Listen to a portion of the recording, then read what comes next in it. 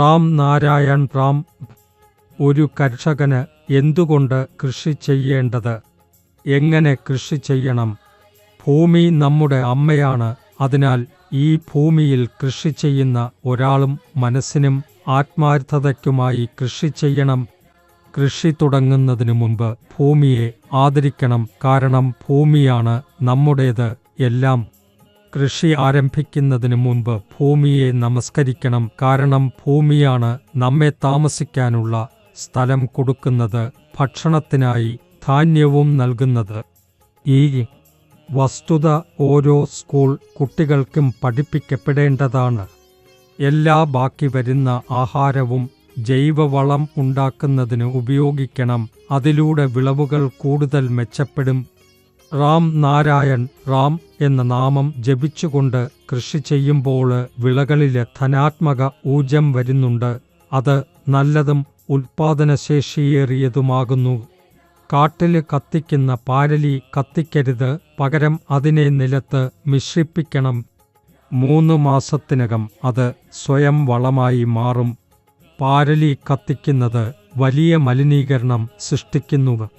അത് പരിസ്ഥിതിക്കേയും ഭൂമിക്കേയും ഹാനികരമാണ്.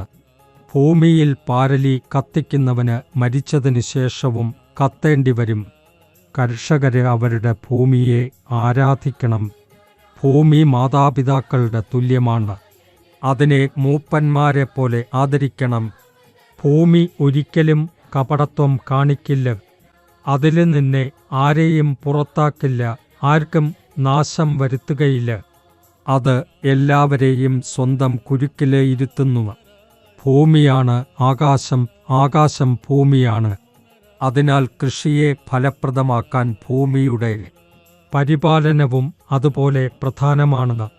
നമ്മുടെ രാജ്യത്ത് നടക്കുന്ന പല കർഷക സമരങ്ങളും കർഷകർ നടത്തുന്നതല്ല. പകരം വ്യാപാരികള് പണം നൽകി ആളുകളെ ചെയ്ത് സമരങ്ങൾ നടത്തിക്കുന്നു. കർഷകർക്ക് ബാങ്കിൽ നിന്ന് കടം എടുക്കേണ്ട ആവശ്യമില്ല.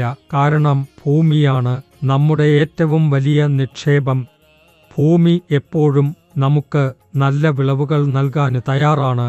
എന്നാൽ അതിൻ്റെ സവിശേഷതയെ സ്വീകരിക്കാൻ നാം തയ്യാറല്ല.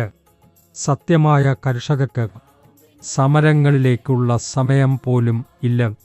അവർക്കും ചില ആവശ്യങ്ങൾ ഉണ്ടാകാം. പക്ഷേ അവര് അവരുടെ ജോലി ഉപേക്ഷിച്ച് സമരങ്ങളിൽ പങ്കെടുക്കാൻ കഴിയില്ല.